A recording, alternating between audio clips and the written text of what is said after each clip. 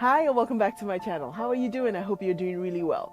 Thank you so much for clicking on that link and joining me here for another amazing video. Today's video we'll be talking about vulnerability, and I will be sharing some practical ways that I am vulnerable on a weekly basis, almost daily basis.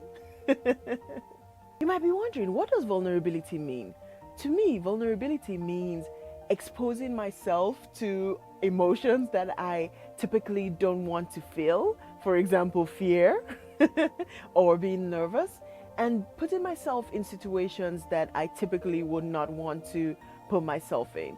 A dictionary definition of vulnerability is basically uncertainty, risk, and emotional exposure. Emotional exposure, think about that. How many of us like being vulnerable? Do I see hands? Even if we don't really enjoy it, I think that for our growth, it is really important that we're vulnerable and that we actually put ourselves out there. Now you might be wondering, MC, what does vulnerability have to do with you creating content? And I'm about to share that with you. First of all, I like to share the moments where I'm most vulnerable with regards to content that I create.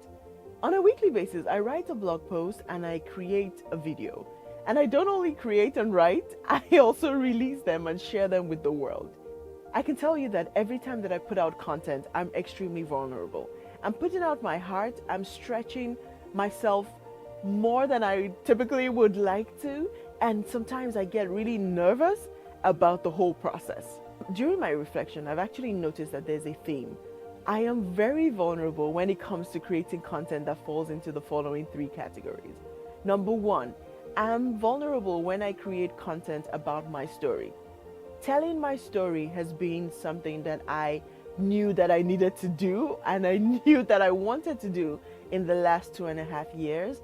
Although I knew that this was what I was meant to do at this point in my life, it still was difficult for me to push through and share my story. The second type of content that I'm really vulnerable about creating and sharing is a topic that I'm very passionate about.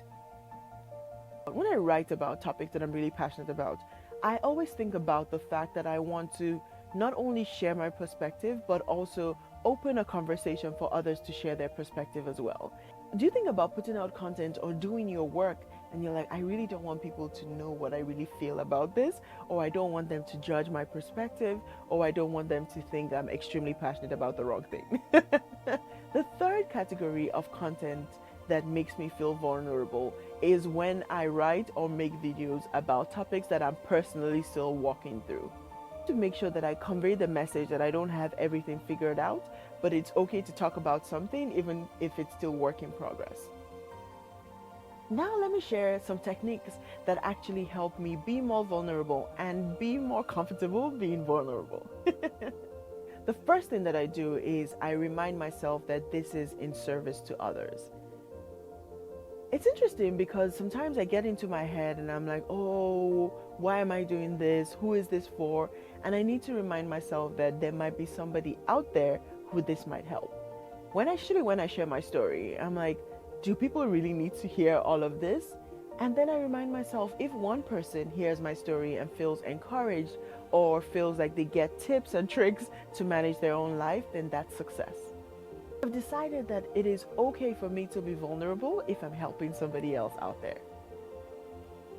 The second technique that helps me feel more comfortable being vulnerable is when I see other people around me.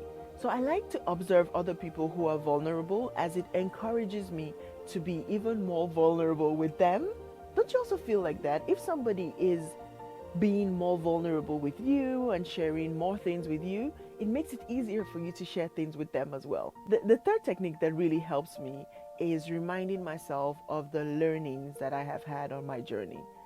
And that typically helps me and encourages me to continue being vulnerable and continue doing what I'm doing. Now let me share some of the benefits or gains of being vulnerable. Number one, I have learned so much about myself. I have learned more about who I am by spending more time in the areas where I'm not comfortable. Number two, I have learned to be uncomfortable and being comfortable with being uncomfortable. It has really helped me because a lot of times in my life, at work, in my personal life, I have to put myself out there. And since I know how to do it, I am now better at being uncomfortable. And number three, I have been able to impact other people. You remember when I said sharing my story was something that I was not comfortable with initially?